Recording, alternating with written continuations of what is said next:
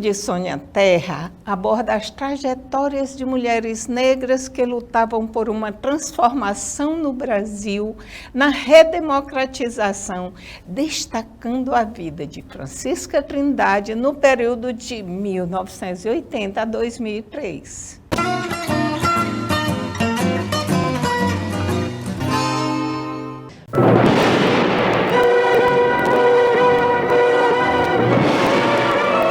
O programa Queima-Roupa de hoje entrevista Francisca das Chagas Trindade. Tem 22 anos, solteira, é natural de Teresina.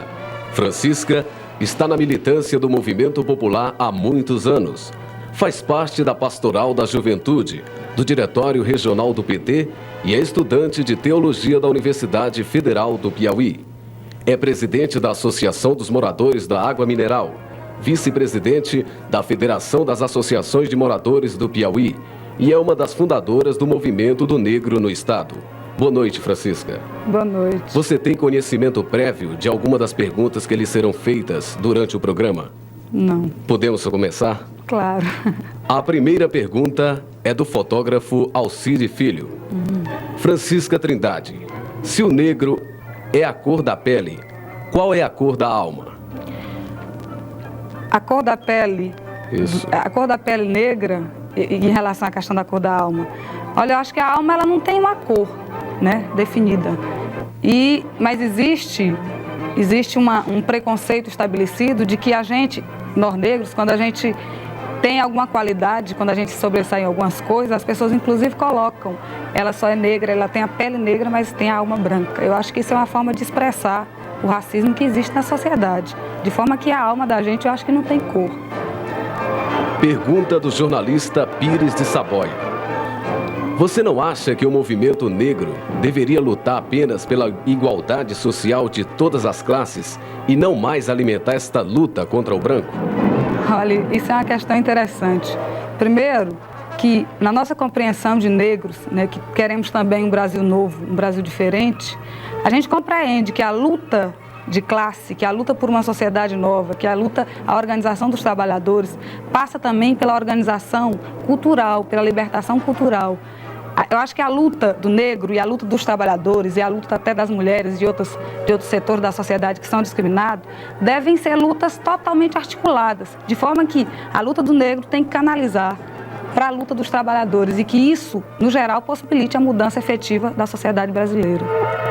A jornalista Fernanda Lobo pergunta: Trindade, na sua opinião, quem é mais racista, o branco ou o negro?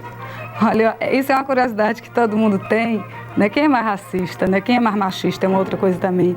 Mas, na minha compreensão, o racismo ele é mais acentuado por parte da raça branca, né? É claro que existe também muito racismo na cabeça dos negros, na raça negra, mas isso reflete, né, toda uma educação e uma ideologia de embranquecimento que foi estabelecida, que foi criada por uma raça e por uma classe que é dominante, que são os brancos e os ricos. De forma que eu acho que o racismo ele é muito mais acentuado na raça branca, mas na raça negra existe também muito de racismo, porque é difícil para a gente assumir uma raça quando essa raça foi marginalizada, quando ela foi discriminada e quando ela assumiu assim, uma postura de coisa ruim, né? Isso de uma forma condicional. Condicionaram a gente, os brancos, condicionaram os negros a se tornar uma coisa e uma coisa ruim. Daí, se você vai crescendo e você vai compreendendo que você é gente, mas de qualquer forma, para quem não tem essa compreensão e nem inicia essa compreensão, impossibilita essa visão de que a gente não é uma coisa ruim, mas que a gente é ser humano, igual a qualquer outra raça, né? Que não tem inferioridade, que não tem superioridade nas relações das raças. Aqui no Brasil, como se criou esse mito da democracia racial, de que todo mundo se ama e todo mundo é legal, muitas vezes o próprio sujeito negro tem dificuldade para entender que nossa sociedade é racista. De Jamila Ribeiro, filósofa e ativista. Se algumas das nossas jovens estão aí hoje empoderadas, levantando a voz, reverberando, é porque tiveram muitas de nós que abrimos caminhos. E não ela é? não conheceu a Esperança Garcia. Ela Pois não é, conheceu a história não de Esperança conheceu, Garcia. mas, né? mas eu Pra ver digo o que nós tanto temos que- esse legado, né? Eu acho que nós somos naturalmente herdeiras.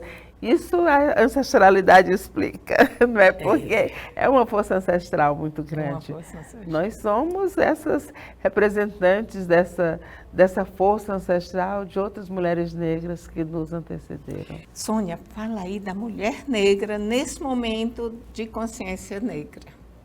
O que falta? E o que Olha, avançamos? Eu acho que nós avançamos muito. Eu acho que nós temos uma geração também que hoje lê mais sobre a nossa história, que lê mais que tem a oportunidade de ler autoras negras, não é? Eu fico muito feliz quando eu vejo alguns debates e vejo meninas jovens falando de Conceição Evaristo, falando de Lélia Gonzalez, falando de Beatriz Nascimento, né? Trazendo referências de outras mulheres negras, mas vejo que ainda precisa avançar muito. Nós ainda temos uma sociedade extremamente desigual e nós, mulheres negras, continuamos ainda sendo, não é, essa base dessas desigualdades. Nós ainda temos que seguir marchando, reivindicando, não é? Nós estamos aí em plena marcha das mulheres negras, que acontece agora, porque são muitas ainda as desigualdades, as violências aos nossos corpos negros. E dentro dessa questão das mulheres negras, não se pode esquecer que são elas, mulheres negras, as que mais são mortas, né? Que o feminicídio chega e tira a vida dessas mulheres. E a consequência disso é muito grande para a família, né? Para os filhos, para as filhas que se tornam órfãos. Então vai se perpetuando, às vezes, um ciclo também de violências, de opressões. E a gente precisa seguir sempre realmente em marcha, seguir sempre buscando esse bem viver para todas nós. E eu acho que nós, mulheres negras, né, essa geração nova, ela tem essa oportunidade, pelo menos, de conhecer. A gente chega com mais história, oferece muito mais hoje a oportunidade dessas leituras da literatura negra, né, que é muito importante, dos espaços. Essa discussão hoje ela está mais evidente. Se a gente pega para trás, há 30 anos atrás, 40 anos atrás, nós não tínhamos essa oportunidade de discutir mulheres negras numa perspectiva positiva, apenas numa perspectiva da escravidão, da submissão, não é? Quando a gente retoma a história, a gente mostra mulheres negras e submissas, mulheres negras que protagonizaram novas histórias. Então, eu acho que eu fico muito feliz. Hoje, quando a gente vai pensar a Festa da Beleza Negra, que vai olhar para todos os rostos de meninas negras maravilhosas, com os meninos com seus blacks, com suas tranças, com seus turbantes, com seu empoderamento, isso também nos dá força para continuar, porque a gente sabe que está num caminho certo, mas muita coisa para conquistar ainda. Eu fui a trabalho para Maceió em 2010 e ouvi a frase de um paulista que ele disse assim, a gente foi para a praia no sábado de manhã, ele disse, sabe por que a praia está vazia? Aí eu, não, porque as mulheres estão fazendo chapinha. E aí eu parei para analisar, que naquela época fazia mesmo, e não era a opção. Era um processo muito de embranquecimento mesmo, ideológico, sim, né? Era. E hoje a gente tem um E caminho inverso, o seu né? cabelo, assumir dentro... Né? Isso você falou, né? Você chega na festa, mas em todo lugar.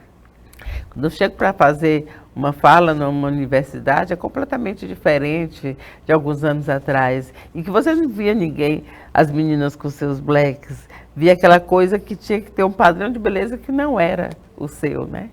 Mas era um padrão imposto para ela poder ser aceita naquele espaço.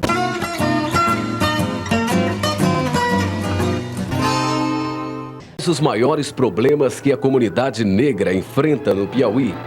E que soluções você vê para esses problemas? Olha, os problemas mais graves, eles são vários, né? São vários problemas. Existe um problema que eu acho muito sério, que é a questão econômica, a questão do negro na relação capital-trabalho, na relação de produção, né? E existe o negro na questão também da educação. O que é que a gente percebe? A gente percebe que a mão de obra negra, ela é, né, discriminada e ela é, de uma certa forma, desvalorizada. A gente percebe, existe até alguns fatos em que foi em algumas empresas despedidos vários negros, uma forma de impedir que o negro atue, né, no campo de produção. Isso eu acho uma discriminação assim gritante, principalmente quando se trata da mulher negra, né? Porque é exigido de uma sociedade racista, machista e burguesa alguns critérios, né? Alguns critérios em que a gente, como ser humano, tem que sobressair, que tem que acatar esses critérios. E no caso da mulher negra, os critérios é não ser negra, né? Os critérios é ter todas as características da mulher branca, de forma que a minha raça não tem isso. A gente tem características que são peculiares da nossa raça, como o nosso cabelo, como os traços que a gente tem na face da gente.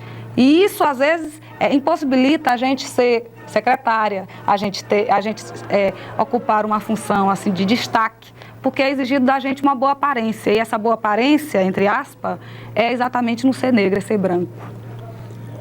Alfredo Alves, coordenador do Mandacaru, Centro de Comunicação Audiovisual, pergunta: Trindade, você acha que a campanha da fraternidade sobre o negro contribuiu de alguma forma para o fortalecimento do movimento?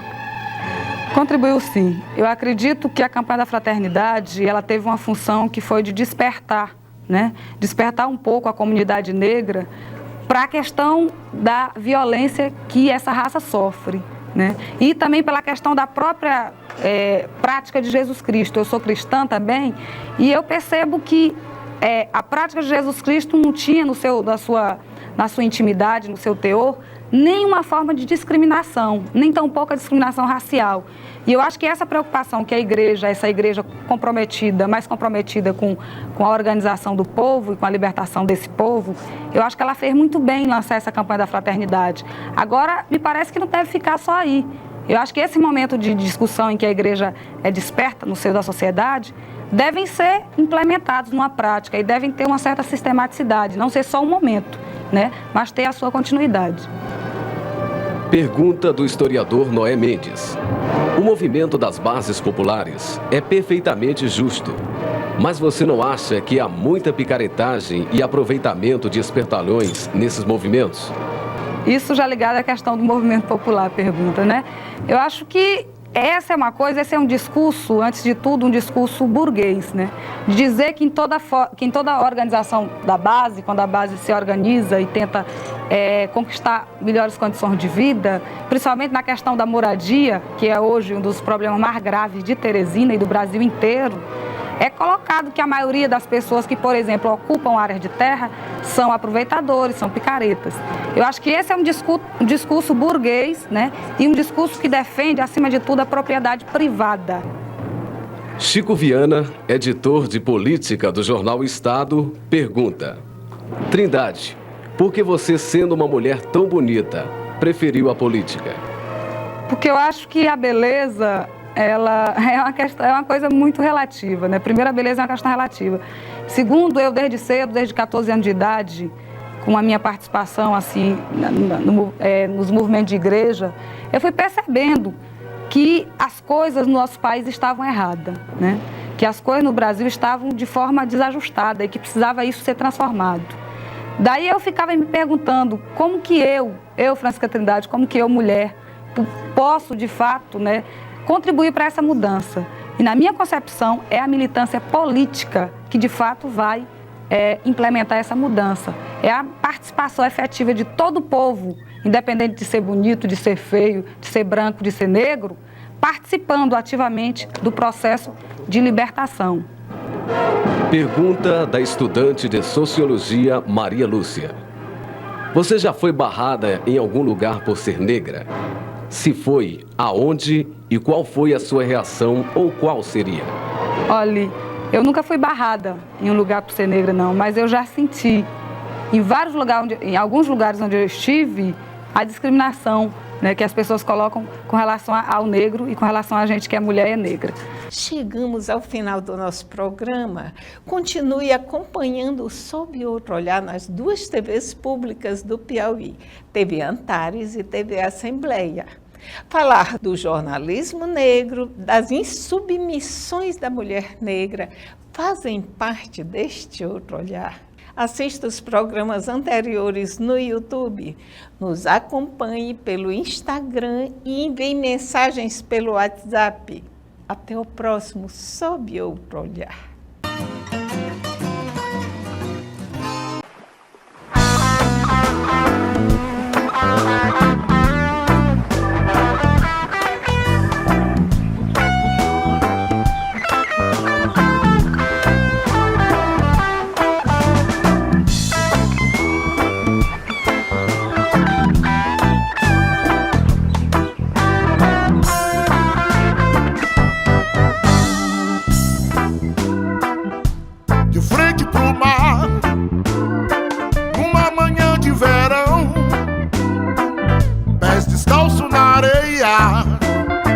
Outono em meu coração, de frente pro mar, numa manhã de verão, pés descalço na areia, outono em meu coração.